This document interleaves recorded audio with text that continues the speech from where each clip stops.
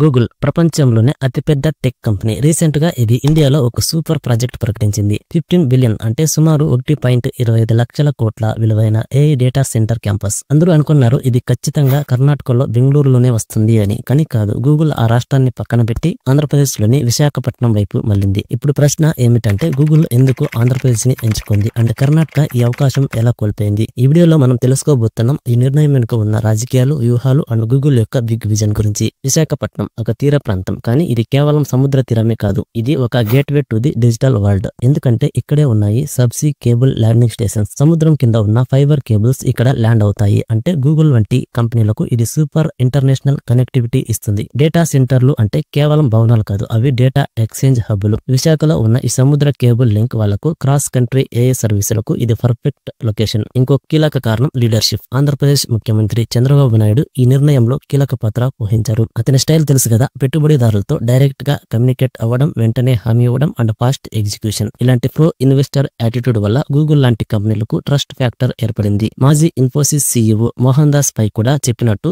Leadership, vision and execution speed make all the difference. ఇంకో reason Andhra Pradesh యొక్క policies. AP ప్రభుత్వం తీసుకున్న 99 పైసల భూమి విధానం, పునరుత్పాదక ఇంధనాలపై focus and long term infrastructure planning, ఇవన్నీ గూగుల్ కు ఒక పర్ఫెక్ట్ ఎన్విరాన్మెంట్ ఇచ్చాయి. ఇవి కేవలం ఆకర్షణీయమైన మాటలు కాదు, ఇవే యాక్చువల్ ఎగ్జిక్యూషన్ ఫ్రెండ్లీ మోడల్స్. దీనివల్లే ఏపీని నెక్స్ట్ జనరేషన్ ఏఐ హబ్ గా గూగుల్ కన్సిడర్ చేసింది. ఈ ప్రాజెక్ట్ వల్ల రాష్ట్రానికి 1,00,000కు పైగా ఉద్యోగాలు అండ్ 2047 నాటికి 2.4 ట్రిలియన్ ఎకానమిక్ గోల్ కి చేరువ చేస్తుంది. ఇది కేవలం ఒక డేటా సెంటర్ కాదు, ఇది ఆంధ్రప్రదేశ్ యొక్క డిజిటల్ ఎకానమీ రివల్యూషన్ ప్రారంభం. అయితే ఈ ప్రకటన తర్వాత రాజకీయాలు బగ్గుమన్నాయి. నారా లోకేష్ ఏపీ ఐటీ మంత్రి ఒక ట్వీట్ లో ఇలా అన్నారు: ఆంధ్ర ఫుడ్ కారంగా ఉంటుంది, మా పెట్టుబడులు కూడా అంతే కారంగా ఉన్నాయి. కొందరు పొరుగువారు ఇప్పటికే మంటను అనుభవిస్తున్నారు. దీనికి Karnataka BJP MP K Sudhakar స్పందిస్తూ మా ప్రభుత్వ ఉదాసీనత వల్ల అవకాశాలు కోల్పోతున్నాం అని విమర్శించారు. కర్ణాటక ఐటీ మంత్రి ప్రియాంక్ ఖార్గే మరోవైపు ఆంధ్ర రాష్ట్రాన్ని విమర్శిస్తూ అన్నారు: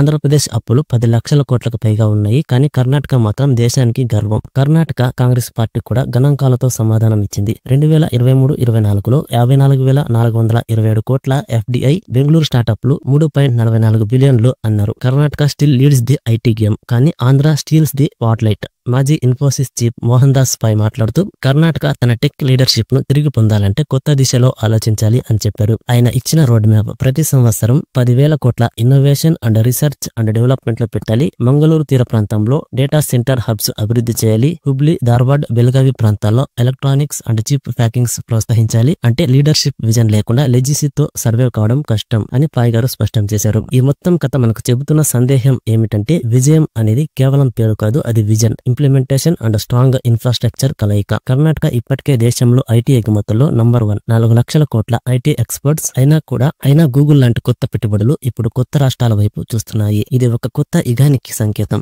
India's tech power is decentralising. Visakha, Hyderabad, Chennai ఇవన్నీ కలిసి భారతదేశాన్ని ఏఐ సూపర్ పవర్ గా మారుస్తున్నాయి. మరి మీరేమనుకుంటున్నారు? గూగుల్ ఆంధ్రప్రదేశ్ ని ఎంచుకోవడం సరికాదా, లేదా కర్ణాటక ఈ అవకాశాన్ని కోల్పోయిందా? మీ అభిప్రాయం కామెంట్ లో చెప్పండి. వీడియో నచ్చితే లైక్ చేయండి. ఇలాంటి tech and political analysis videos కావాలంటే ఛానల్ ని సబ్స్క్రైబ్ చేసుకోండి.